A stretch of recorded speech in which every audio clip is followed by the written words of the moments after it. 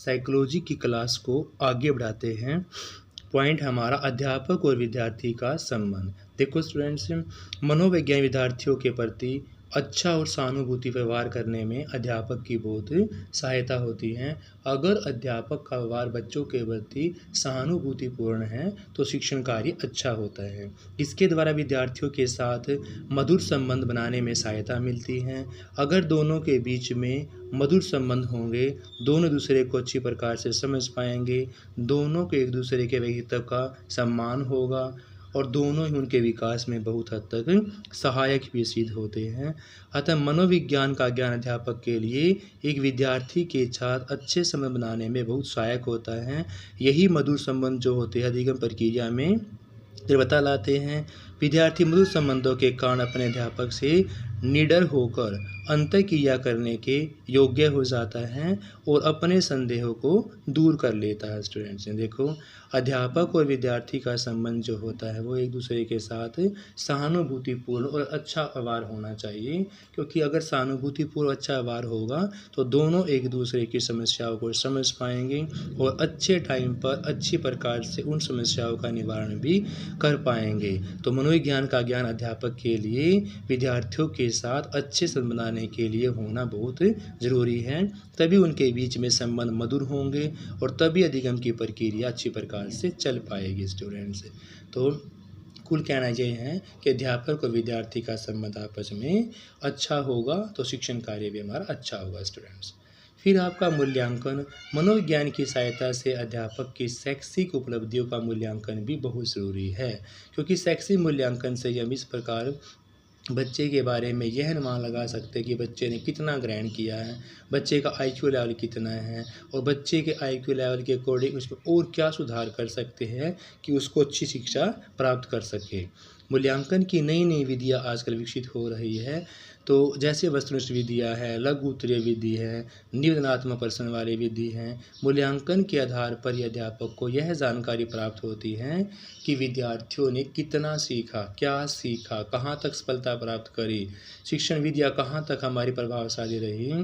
तो देखो, मूल्यांकन शिक्षण कार्य के अंदर बहुत ही अहम रोल अदा करता है और इसका हमारे शिक्षण कार्य में बहुत जरूरी होना चाहिए, क्योंकि मनोविज्ञान की सहायता से अध्यापक शैक्षिक उपलब्धियों का मूल्यांकन करने में सहायता मिलती है और मूल्यांकन बहुत ज़रूरी है। अगर मूल्यांकन नहीं करेंगे तो हमें बच्चे की गतिविधि और उसके प्रोग्रेस के बारे में कोई नॉलेज नहीं होगी और फिर नॉलेज ही नहीं होगी तो हम उसका निवारण भी किसी प्रकार से नहीं कर सकते कि बच्चे के अंदर क्या कमी रह गई है।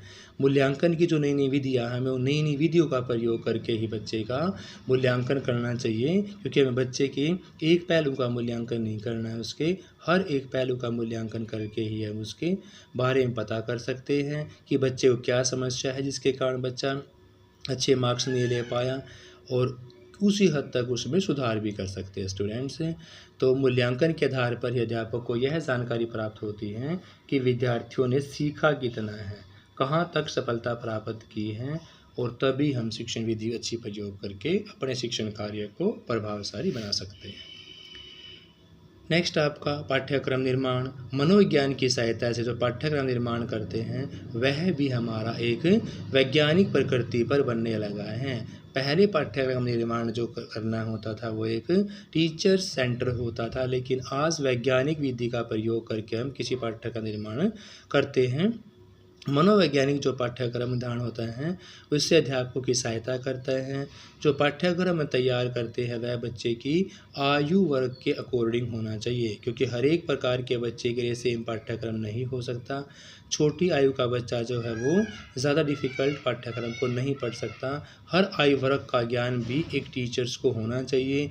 उनकी क्या क्या विशेषताएं है, बच्चे का मानसिक स्तर क्या है, बच्चे की योग्यताएं क्या है, विशेषताएं क्या है, इन सभी का ज्ञान भी टीचर्स को होना चाहिए जब वह पाठ्यक्रम निर्माण करता है। उन्हीं को ध्यान में रखकर ये पाठ्यक्रम निर्धारित किया जाना चाहिए। पाठ्यक्रम के अनुसार ही शिक्षण विधियों का चयन करना चाहिए कि बच्चे का पाठ्यक्रम जैसा है उसी प्रकार की विधि का प्रयोग करके बच्चे को पढ़ाना चाहिए, तभी हमारा जो लर्निंग प्रोसेस है वो एक प्रभावशाली होगा। इस दृष्टि से भी मनोविज्ञान शिक्षा अधिगम में संबंध होता है। तो संक्षेप में पाठ्य निर्माण करते समय मनोवैज्ञानिक सिद्धांतों का अनुकरण करना चाहिए। स्टूडेंट्स, पाठ्यक्रम का निर्माण करने के लिए हमें बच्चे के हर एक पहलू को ध्यान में रखकर, आयु वर्ग क्या है उसका, मानसिक स्तर कैसा है, उसकी अलग विशेषताएं क्या है, उसकी योग्यताएं क्या है, इन सारी बातों को ध्यान में रखकर तभी पाठ्यक्रम निर्माण करना चाहिए। तभी हमारा पाठ्यक्रम कुछ हद तक कामयाब हो सकता है। नेक्स्ट स्टूडेंट है आपका समय सारणी। समय सारणी भी किसी भी स्कूल के लिए एक रीढ़ की हड्डी का काम करती है। देखो, जैसे किसी भी मानव संस्थान का जो सारा शरीर है वो रीढ़ की हड्डी के ऊपर टिका हुआ है। अगर हमारी रीढ़ की हड्डी के अंदर कोई विकार उत्पन्न हो जाता है तो शरीर में विकार ऑटोमेटिक आ जाता है। उसी प्रकार अगर किसी भी स्कूल की समय सारणी में कोई त्रुटि होगी तो फिर शिक्षण कार्य अच्छी प्रकार से नहीं चल पाएगा। स्कूल की सारी जो सारणी होती हैं वो समस्त क्रियाएं समय सारणी पर निर्भर करती हैं। समय सारणी द्वारा ही स्कूल की कार्य प्रणाली का संचालन किया जाता है। इसके अभाव में कोई भी स्कूल कार्य नहीं कर सकता। पुराने समय पर समय सारणी पर कोई विशेष ध्यान नहीं दिया जाता था, लेकिन आज के समय में आज के समय में समय सारणी का अलग ही महत्व है। समय सारणी का निर्माण कैसे किया जाए, निर्माण करते टाइम हमें मनोविज्ञान सिद्धांतों का पालन करना चाहिए कि सभी बच्चों के ध्यान की, रुचि की, प्रेरणा की, अभ्यास की, तत्परता की, आराम आदि को ध्यान में रखकर ही हमें किसी भी स्कूल की समय सारणी का निर्माण करना चाहिए। हमें इस बात का ध्यान भी रखना चाहिए कि कोई भी जो कठिन विषय हैं उनको लगातार पीरियड के साथ नहीं पढ़ाना चाहिए। ये सभी कुछ मनोविज्ञान के ही योगदान है स्टूडेंट्स। यानी मनोविज्ञान में जब हम समय सारणी का प्रयोग कर रहे होते हैं तो हमें बच्चे के स्कूल के हर एक प्रकार के बच्चे की ध्यान कैसा, उनकी रुचि कैसे, प्रेरणा कैसी है, अभ्यास कैसे कराया जा सकता है, तो तत्परता बच्चे के अंदर है कि नहीं है, किस पीरियड में बच्चे को आराम देना है, दो कठिन विषयों का पीरियड एक साथ इकट्ठा नहीं लगाना है, रिसेस से पहले कठिन विषयों का, उसके बाद आसान विषयों का पीरियड लगाना है। इन सारी बातों का ध्यान रख के हमें स्कूल की समय सारणी तैयार करनी चाहिए। नेक्स्ट पॉइंट आपका पाठ्य पुस्तकें। देखो, मनोविज्ञान के इस युग में पाठ्य पुस्तकों का निर्माण भी एक मनोविज्ञान सिद्धांत पर आधारित होने के कारण हमें मनोविज्ञान तरीके से ही करना चाहिए, क्योंकि जितनी अच्छी पाठ्य पुस्तक तैयार करने में सहायता मिलेगी तो मनोविज्ञान की सहायता से पाठ्य पुस्तकें बच्चों के बौद्धिक स्तर को, उनके हर एक प्रकार की आवश्यकताओं को, रुचियों को ध्यान में रख कर ही तैयार करनी चाहिए, क्योंकि जितनी अच्छी हमारी पाठ्य पुस्तक होगी उतना ही शिक्षण कार्य अच्छा होगा और बच्चा मनोविज्ञान तरीके से शिक्षण कार्य को ग्रहण कर पाएगा। क्योंकि छोटे बच्चे जो होते हैं उनकी पाठ्य पुस्तकों में ज़्यादा से ज़्यादा चित्र शामिल किए जाए, क्योंकि बच्चा चित्र को देखकर जल्दी सीखता है। और जो बड़े बच्चे होते हैं उनमें व्याख्या प्रोसेस जो हमारा होता है, हेडिंग प्रोसेस जो होता है, इस प्रकार की जो हेडिंग है वो ज़्यादा पाठ्य पुस्तकों के अंदर होनी चाहिए स्टूडेंट्स।